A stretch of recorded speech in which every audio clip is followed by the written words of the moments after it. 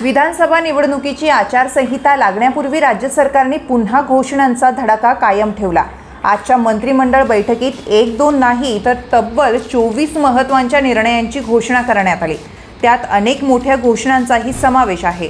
परशुराम आर्थिक विकास महामंडळ स्थापन करण्याची मागणी गेल्या अनेक दिवसांपासून होती, त्याला आज कॅबिनेटने मंजुरी दिली आहे। याशिवाय सरपंच उपसरपंचांचं मानधन वाढविण्याची गेल्या अनेक दिवसांची मागणी आज मान्य करण्यात आली।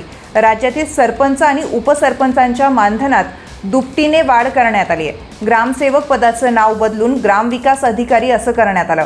याशिवाय कुणबीतील 3 पोट जातींचा थेट ओबीसीत समावेश करण्यात आला। याचबरोबर आणखीन 20 महत्त्वाचे निर्णयही घेण्यात आले। आजच्या मंत्रिमंडळाच्या बैठकीत पुण्यातील लोहगाव विमानतळाचं नाव सद्गुरू संत तुकाराम महाराज आंतरराष्ट्रीय विमानतळ पुणे असा करण्याचा निर्णय घेण्यात आला। बालगृह निरीक्षण गृहातील कर्मचाऱ्यांना आश्वासित प्रगती योजना तसेच शिक्षकांची वरिष्ठ निवड श्रेणी योजनाही मान्य करण्यात आली।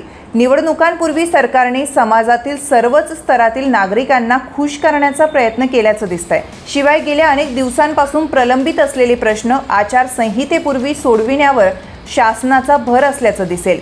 या सगळ्या योजनांचा महायुती सरकारला फायदा होण्याची शक्यता व्यक्त करण्यात येत आहे।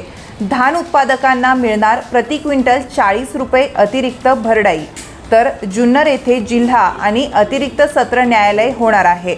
शिरूर ते छत्रपती संभाजीनगर ग्रीनफील्ड द्रुतगती मार्गास मंजुरी देण्यात आली आहे, तर यासाठी 1486 कोटी रुपयांची तरतूद करण्यात आली आहे। करदात्यांचं हित लक्षात घेऊन जीएसटी अधिनियमात सुधारणा तसेच यवतमाळ जळगाव जिल्ह्यातील सूतगिरणींना थकबाकी परतफेडीसाठी हप्ते देण्यात येणार आहे। क्रिकेटपटू अजिंक्य रहाणे यास क्रीडा सुविधा उभारण्यासाठी वांद्रेतला भूखंड मिळणार आहे। मुंबईतील उच्च न्यायालयाच्या वांद्रेतील नव्या संकुलाच्या बांधकामास सुरुवात होणार आहे।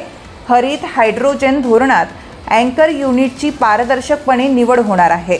एसटी महामंडळाच्या जमिनी 60 वर्षाच्या भाड्यापट्ट्यावर BOT तत्वावर विकसित केल्या जाणार आहेत। राजपूत समाजासाठी वीर शिरोमणी महाराणा प्रताप आर्थिक विकास महामंडळाची स्थापना केली जाणार आहे।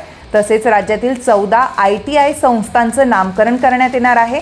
छत्रपती संभाजीनगर नागपूर येथील विधी विद्यापीठांना 7 कोटी रुपयांची तरतूद करण्यात येणार आहे। तर जलसंपदा कर्मचाऱ्यांना वरिष्ठ वेतन श्रेणी मिळणार आहे। श्रीरामपूर तालुक्यातील हरेगाव येथील शेती महामंडळाच्या जमिनी मूळ मालकांना परत केल्या जातील। दूध अनुदान योजना सुरू राहणार आहेत। उत्पादकांना गाईच्या दुधासाठी लिटर मागे 7 रुपयांचं अनुदान मिळेल। तसेच महाराष्ट्र राज्य सांस्कृतिक धोरण देखील जाहीर करण्यात आलंय।